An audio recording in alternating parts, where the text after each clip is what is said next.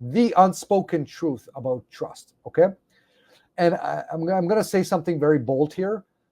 Trust is not, it's not, doesn't operate the way you think it does.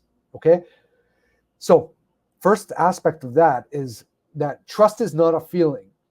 So how do you evaluate trust typically as a husband? Well, my wife did XYZ, I cannot trust her anymore. Or um, my friend did this and I cannot trust him or her anymore. Or my kids did this and I cannot trust them anymore. But the whether you can trust them or not is based on feeling, how you feel. They did, somebody did X, and now you feel, it makes you feel this way. And because it makes you feel this way, I cannot trust them. And that's not a good way to go about trust. Why do I say that?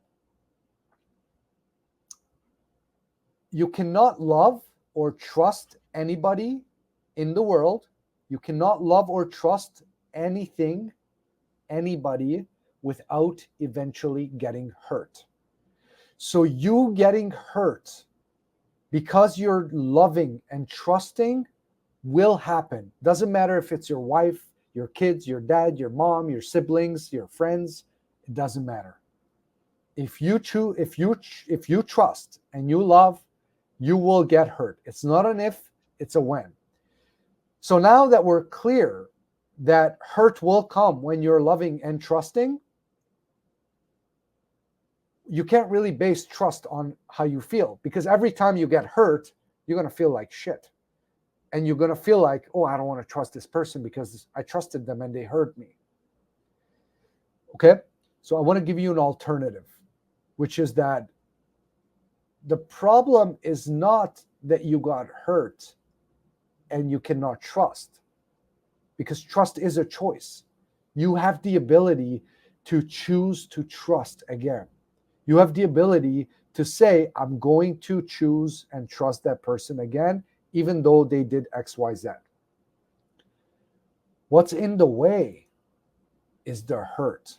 See, every time you trust or love somebody and you get hurt, it's a new bullet. It's a new mini insecurity. And what's in the way of you choosing to trust that person again is you suppressing that hurt, is you suppressing that mini insecurity. Okay?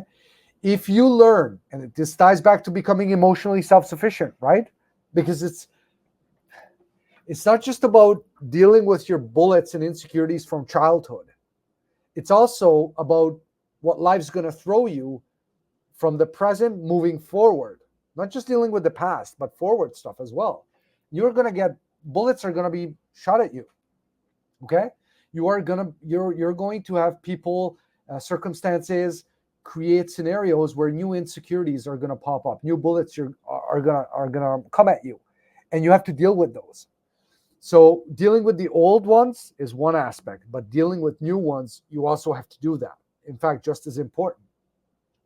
And so when somebody breaks your trust, it hurts you, and you suppress it, and you don't deal with it, and it stays there suppressed. And then the next time it happens, somebody else, the next time. And all of a sudden you're realizing, holy cow, I can't trust people. I'm constantly getting hurt every time I trust. Why? Why is this happening? Well, it's because you're not getting rid of the bullets that are caused because of the break of trust. So now you know trust will have you get hurt when you trust somebody. So getting hurt has you suppress it and makes you feel like you can't trust again. What John and I are proposing here is that you can actually logically make the conscious decision every time to trust your wife again or whoever, as long as you've dealt with the middle part, which is I trusted, I got hurt. I now got to deal with the hurt. I need to let out that hurt so I'm not carrying it moving forward. And then when you do that, your feelings will alter.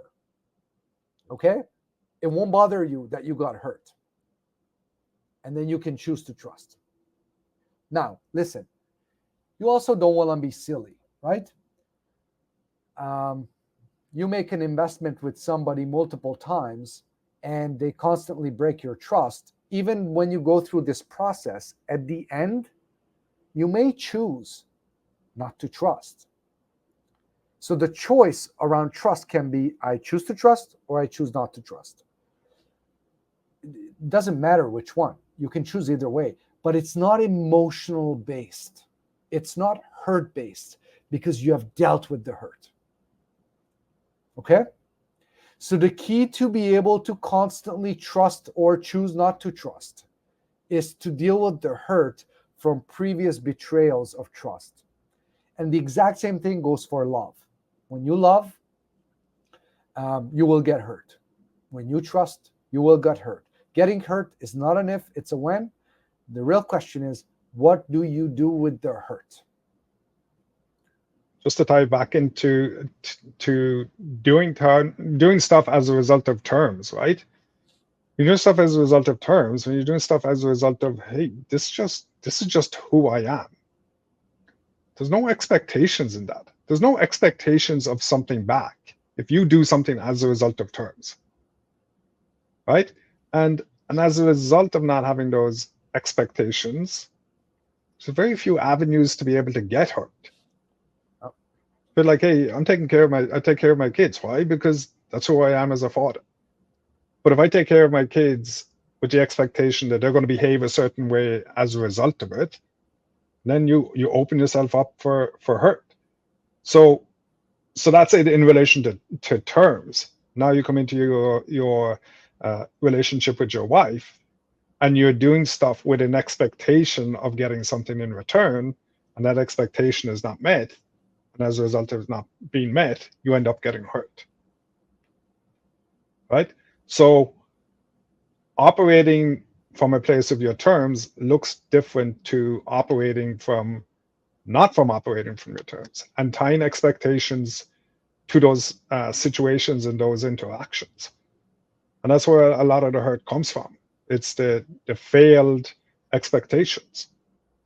Hey, I bought chocolates and flowers. I was expecting sex tonight, like, and it didn't happen.